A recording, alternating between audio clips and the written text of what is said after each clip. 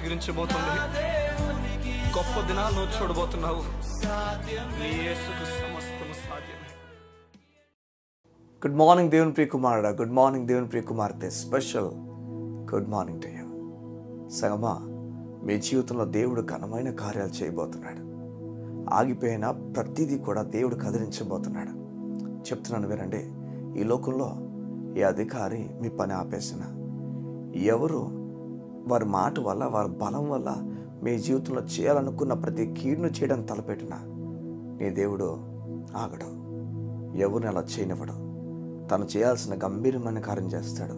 ఒకవేళ ఏదైనా ఒక సందర్భం ఏర్పడి నువ్వు ఏదైనా కోల్పోతే మరలా నీకు రెండంతలుగా ఇవ్వగల సమర్థుడు. బైబిల్ గ్రంథంలో అప్పటికే దేవుని స్వార్థ విస్తారమవుతుంది, చాలా వ్యాపిస్తున్న సమయంలో స్టెఫన్ నిలబడి దేవుని వాక్యాన్ని బలంగా చెప్తున్నాడు. ఒకసారిగా స్టెఫన్ కూలిపోతాడు. ఒకసారి స్వార్థ సడలిపోతుంది. చెల్లాచెదరైపోతారు అందరూ కూడా. ఈ చెల్లాచెదరైపోతున్న సమయంలో ఇది చూసిన ఒక యవనస్తుడు అనుకున్నాడు, ఇదే మంచి సమయం, కూలిపోతుంది, మరింత కూల్చేయచ్చు అని చెప్పేసి దమస్కు ప్రాంతానికి ఒక లేఖ పట్టుకుని వెళ్తాడు.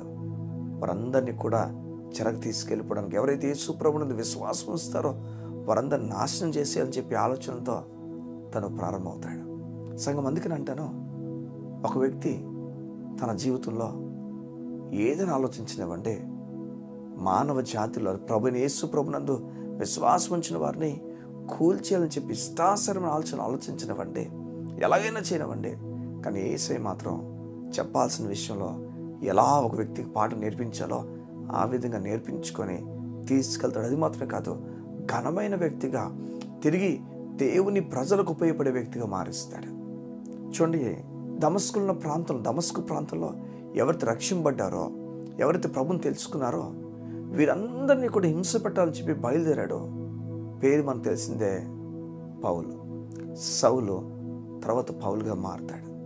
ఈ సౌలు బయలుదేరి దమస్కు ప్రాంతంలో ఉన్న వారందరినీ కూడా ఈడ్చుకొని యెరూషలేము తీసుకెళ్ళాలని చెప్పి ప్లాన్ కలిగి ఒక లేఖ రాసుకుని అక్కడున్న మందిరాలకి, సమాజ మందిరాలకి ఇవ్వడానికి వస్తాడు.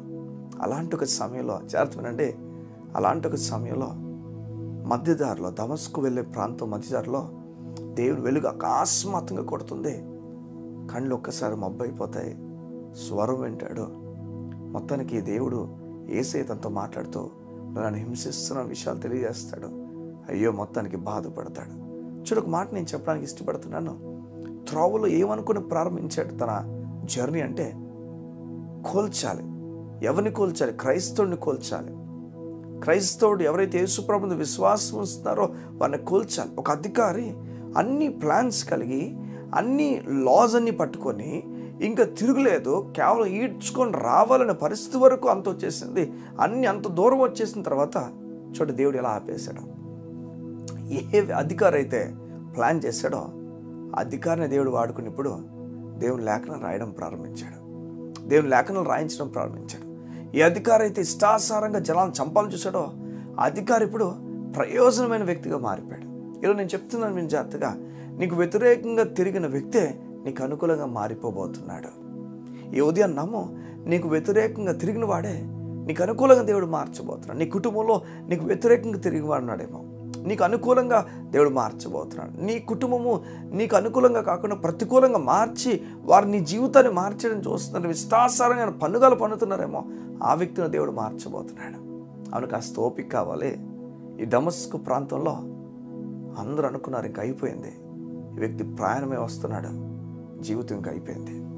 ఇంకా శిష్యులు లేకపోతే అక్కడున్న యేసుప్రభు నమ్ముతున్న వారు అందరూ కూడా భయాలతో నిండిపోయారేమో.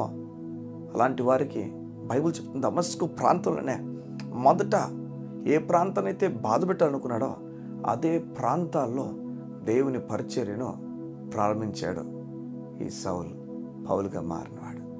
ఓ మాట నేను చెప్తున్నాను ఈ ఉదయాన్న, ఏ విషయాలైతే నీకు ప్రతికూలంగా ఉన్నాయో అవే గొప్ప ప్రారంభాలుగా మారిపోబోతున్నాయి. ఊహించని కార్యాలుగా మారిపోబోతున్నాయి. నువ్వు కాస్త నిరీక్షణ కలిగి దేవుని మీద ఆధారపడి ముందుకెళ్ళడానికి ఇష్టపడు. అవును, ఇప్పుడు తట్టుకోలేని మాట. అవును, అది అనుకోలేని ఒక సంఘటనే. అవును, అది ఆగిపోతే బాగున్న ఆలోచనే. కానీ కాస్త ఓపిక ముందుకు వెళ్ళు. నీ దేవుడు ఘనమైన కార్యాలు చేయబోతున్నాడు. ఎలా అయితే సౌల్ని పౌలుగా మార్చాడో నీ పరిస్థితిని కూడా సౌల్ నుంచి పౌలుగా మార్చబోతున్నాడు. కళ్ళు మూసుకుంటావా? ఈ ఉదయాన నీ గురించి ప్రార్థన చేయడానికి ఇష్టపడుతున్నాను. మా ప్రియ పరలోకపు తండ్రి, నీకు వందనాలు. ఈ ఉదయం నీ బిడ్డలను దీవించండి, ఆశీర్వదించండి, బలమైన కార్యములు జరిగించండి. సౌలుని అయితే పౌలుగా మార్చావో అలా నీ బిడ్డల పరిస్థితుల్ని యేసయ్య నామములో మార్చండి. మార్చుచున్నందుకు మీకు మాత్రం మహిమ, మార్చుచున్నందుకు మీకు మాత్రం ఘనత. మా తండ్రి, నీ బిడ్డలు కోరుతున్న ప్రతిదీ కూడా వారికి అందించండి. వారు ఏ విషయంలో కూడా తక్కువైపోకుండా అన్ని విషయంలో ఘనమైన వ్యక్తులుగా వారిని తీర్చిదిద్దండి. నీ కృపతో నడిపించబడుతూ యేసు నామమున ప్రార్థించుచున్నాం తండ్రి. ఆమేన్, ఆమేన్. ఈ ఉదయం దేవుడు నిన్ను బలమైన కార్యాల వైపు నడిపించబోతున్నాడు. నేను నమ్ముతున్నాను ఆయన బలమైన కార్యాలు నీ కొరకు దాచబడినాయి. God bless you. See you tomorrow.